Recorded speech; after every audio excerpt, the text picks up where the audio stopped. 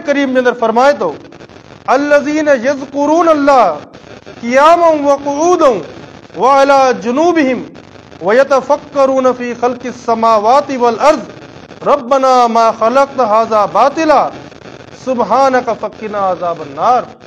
जॾहिं अल्लाह जा बाना ज़िक्र कंदा आहिनि पोइ कहिड़ी बि हालत में छो न हुजनि, चाहे सुतल हुजनि चाहे वेठल हुजनि या कहिड़ी बि हालत में आहिनि, जॾहिं अल्लाह जो ज़िक्र कंदा आहिनि त पोइ उन ज़िक्र में गौर फ़िक्र कंदा आहिनि। यतफ़क्करून फ़ी ख़ल्क़िस समावाति वल अर्ज़, आसमान जी पैदाइश में ज़मीन जी पैदाइश में अल्लाह रब्बुल आलमीन जेके बि शयूं ठाहियूं आहिनि उन्हनि सभिनी शयुनि ते गौर फ़िक्र कंदा आहिनि ऐं सोचनि था सम्झनि था त अल्लाह रब्बुल आलमीन ठाहियूं आहिनि ऐं का बि शइ बातिल न आहे, का बि शइ बेमक़सद न आहे।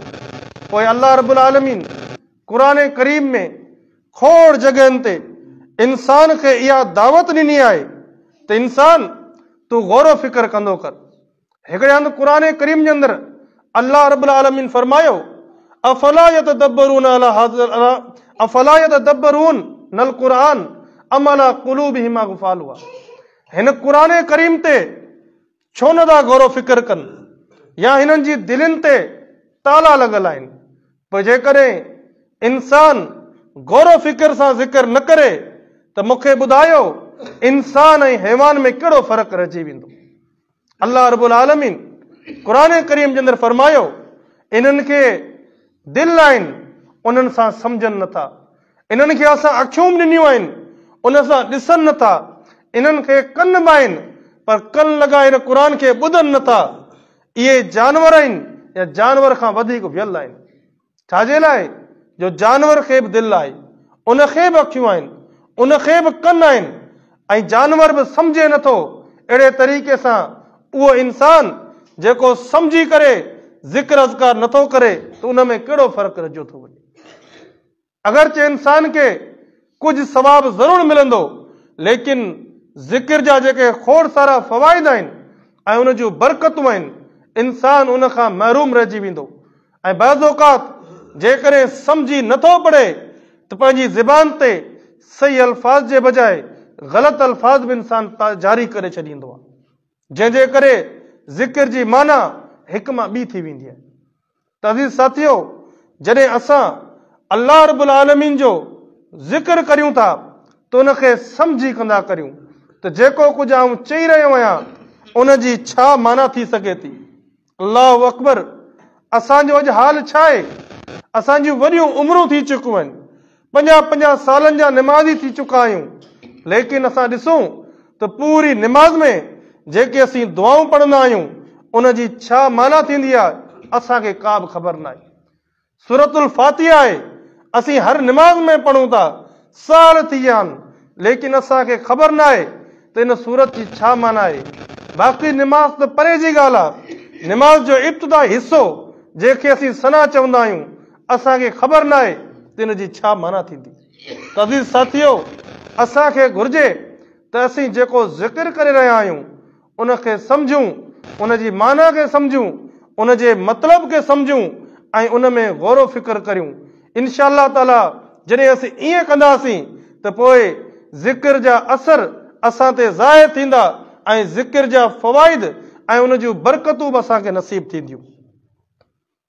उन खां पोइ 3 नंबर ते इहो सबबु आहे जो असां ठहराव नथा करियूं।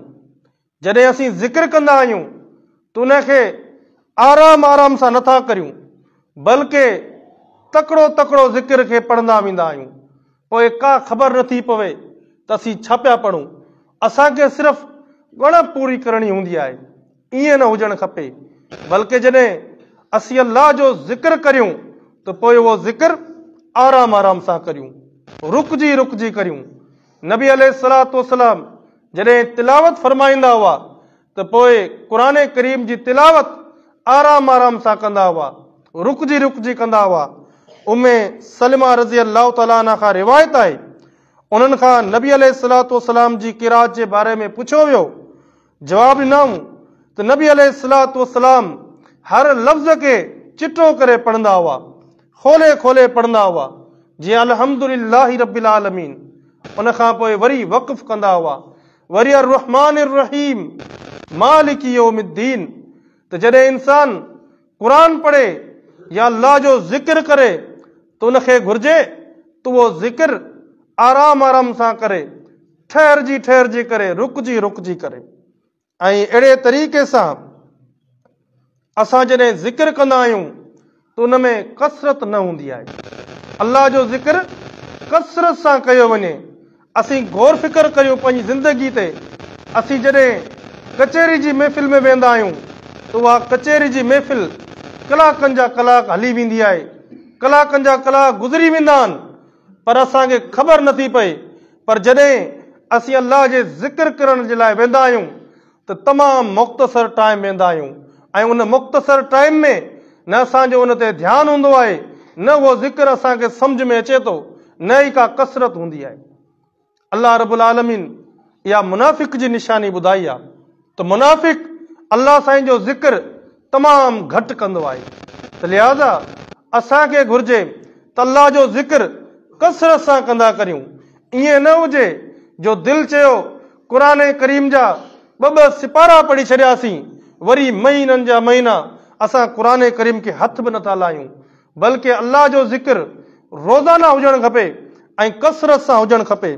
अल्लाह रब्बुल आलमीन क़ुरान करीम जे अंदरि फरमाए थो, या अय्युहल्लज़ीना आमनू ज़्कुरुल्लाह ज़िक्रन कसीरा वसब्बिहूहु बुकरतन व असीला। अल्लाह रब्बुल आलमीन जो ज़िक्र कसरत सां कंदा करियो, सुबुह ऐं शाम अल्लाह रब्बुल आलमीन जी तस्बीह खे बयानु कंदा करियो। ॿिए मक़ाम ते अल्लाह रब्बुल आलमीन फरमायो, वज़कुरूनल्लाह कसीरन लअल्लकुम तुफ़्लिहून।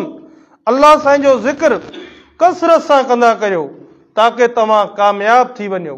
ऐं अहिड़े तरीक़े सां अल्लाह रब्बुल आलमीन क़ुरान करीम जे टे मक़ाम ते फरमायो, वज़ाकिरीन अल्लाह कसीरन वज़ाकिरात अअद्दल्लाहु लहुम मग़फ़िरतुन। जेके माण्हू अल्लाह साईं जो कसरत सां ज़िक्र कनि था, पोइ उहे मर्द हुजनि या उहे औरतूं हुजनि, जॾहिं अल्लाह जो कसरत सां उहे ज़िक्र कनि था त अल्लाह रब्बुल आलमीन उन्हनि जे लाइ अजर अज़ीम ऐं उन्हनि जे लाइ मग़फ़िरत जो ऐलान करे छॾियो। त लिहाज़ा असांजो ज़िक्र थोरो न हुजणु खपे, बल्कि वॾी मिक़दार में हुजणु खपे, उन में कसरत हुजणु खपे। ऐं उहो ज़िक्र आराम आराम सां सोचे सम्झे गौर फ़िक्र करे पोइ असीं उहो ज़िक्र कंदा करियूं। इंशाअल्लाह ताला जॾहिं असां ज़िक्र कसरत सां कंदासीं, रोज़ाना पंहिंजे मामूल में आणींदासीं ऐं उन ज़िक्र जी माना ऐं मतिलब खे सम्झंदासीं त ज़रूरु इंशाअल्लाह ताला उन ज़िक्र जा फ़वाइद असांखे मिलंदा, उन जूं बरकतूं असांजी ज़िंदगी में ईंदियूं। अहिड़े तरीक़े सां जॾहिं असीं ज़िक्र कंदा आहियूं त उन में हमेशगी न हूंदी आहे, बल्कि कुझु ॾींहुं ज़िक्र कयोसीं वरी पोइ छॾे ॾींदा आहियूं, वरी असीं कुझु ॾींहुं ज़िक्र कंदा आहियूं वरी छॾे ॾींदा आहियूं। इहा ॻाल्हि न हुजणु खपे, बल्कि इंसान खे खपे त पंहिंजी ज़िंदगी जे अंदरि रोज़ाना मामूल ठाहे छॾे ऐं उन ई मामूल मुताबिक़ रोज़ाना अल्लाह रब्बुल आलमीन जो ज़िक्र करे। इमाम इब्न तैमिया रज़ी अल्लाह ताला अन्हु जे मुतालिक़ उन्हनि जा शागिर्द चवनि था, वकान इज़ा सल्लल फज्र यजलिसु फी मकानी हत्ता यतआलन नहार जिद्दन। जॾहिं इमाम इब्न तैमिया रहिमहुल्लाह फजर जी निमाज़ पढ़ंदा हुआ, पोइ फजर जी निमाज़ पढ़ी करे वेही रहंदा हुआ तव्हांजो ॾींहुं रोशन थी वेंदो, ऐं जेतिरी देरि वेठा हूंदा हुआ अल्लाह जो ज़िक्र कंदा रहंदा हुआ, ऐं पोइ चवंदा हुआ ही मुंहिंजो सुबुह जो नाश्तो आहे, जेकॾहिं आउं न करियां त मुंहिंजी कुवत मुंहिंजी ताक़त जवाबु ॾेई वेंदी। एतिरे क़दुरु ज़िक्र सां मुहबत, एतिरे क़दुरु ज़िक्र ते हमेशगी जो उहे माहौल पंहिंजो रोज़ाना जो मामूल कॾहिं बि टोड़ींदा न हुआ, रोज़ाना फजर खां पोइ वेही रहंदा हुआ। लिहाज़ा जॾहिं असां ज़िक्र करियूं त कसरत सां करियूं, मुहबत सां करियूं, सोचे सम्झे करियूं, आराम आराम सां करियूं ऐं उहो रोज़ाना करियूं। अहिड़े तरीक़े सां असां जॾहिं ज़िक्र कंदा आहियूं त उन में बेयकीनी हूंदी आहे। जॾहिं इंसान खे इहो यकीन न हूंदो त ज़िक्र असांखे फ़ाइदो ॾींदो त पोइ मूंखे ॿुधायो उनखे कीअं फ़ाइदो पहुचंदो। जेको इंसान इहो ई सम्झी रहियो आहे त मूंखे आया हिन मां फ़ाइदो मिलंदो अलाए न, असीं दम करे रहिया आहियूं ऐं पोइ बि इहो सोचींदासीं दम करे था छॾियूं, ॾिसूं पोइ फ़ाइदो थिए थो अलाए न। त इहा ॻाल्हि जॾहिं ईंदी त पोइ ज़िक्र जूं बरकतूं असांखे नसीब कोन थींदियूं। क़ुरान करीम जे अंदरि अल्लाह रब्बुल आलमीन फरमाए थो, हाज़ा बसाइरु लिन्नास व हुदम व रहमतन लिक़ौमी यूक़िनून। ही क़ुरान उन में निशानियूं आहिनि, इन जे अंदरि हिदायत आहे, इन जे अंदरि रहमत आहे उन क़ौम जे लाइ जेका क़ौम हिन क़ुरान ते यकीन कंदी। जे क़ौम जो हिन क़ुरान ते यकीन आहे, एतबार करे थी, भरवसो करे थी, उन क़ौम जे लाइ हिन में रहमत बि आहे ऐं हिन जे अंदरि हिदायत बि आहे उन क़ौम जे लाइ। ऐं क़ुरान करीम जे अंदरि ॿिए मक़ाम ते अल्लाह साईं फरमायो, वजअलना मिनहुम अइम्मतन यहदून बिअमरिना लम्मा सबरू वकानू बिआयातिना यूक़िनून। ऐं उहे माण्हू असांजी निशानियुनि ते, आयतुनि ते यकीन रखंदा हुआ। नबी अलैहिस्सलातु वस्सलाम जी हदीस आहे, पाण फरमायूं, उदुल्लाह व अंतुम मूक़िनून बिल इजाबती। जॾहिं तव्हां अल्लाह खां दुआ घुरंदा आहियो त पोइ तव्हांखे इहो यकीन हुजणु खपे त अल्लाह रब्बुल आलमीन मुंहिंजी दुआ खे क़बूल कंदो। इहो यकीन इंसान खे हुजणु खपे त अल्लाह साईं मुंहिंजी दुआ खे क़बूल कंदो।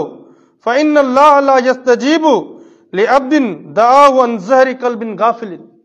अल्लाह साईं उन माण्हू जी दुआ कॾहिं बि क़बूल नथो करे जंहिंजी दिलि गाफ़िल हुजे, जेको ग़फ़लत सां दुआ घुरी रहियो आहे, सिर्फ़ु उन जा हथ खयल आहिनि ऐं छा पियो चए उनखे ख़ुदि खे बि ख़बर न आहे, या जेको को चई रहियो आहे, दुआ घुरी रहियो आहे, उनजो ध्यानु ॿिए पासे आहे, या उहो एतिरी अहमियत न पियो ॾे दुआ खे।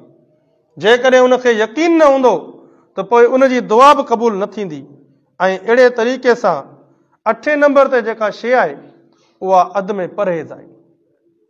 असां जॾहिं अल्लाह साईं जो ज़िक्र करियूं त असां गुनाहनि खां बचण जी कोशिशि करियूं, फज़ूलियात खां बचण जी कोशिशि करियूं। इंशा अल्लाह ताला जॾहिं असीं फज़ूलियात खां बचंदासीं त असांखे ज़रूरु ज़िक्र जा फ़ाइदा नसीब थींदा।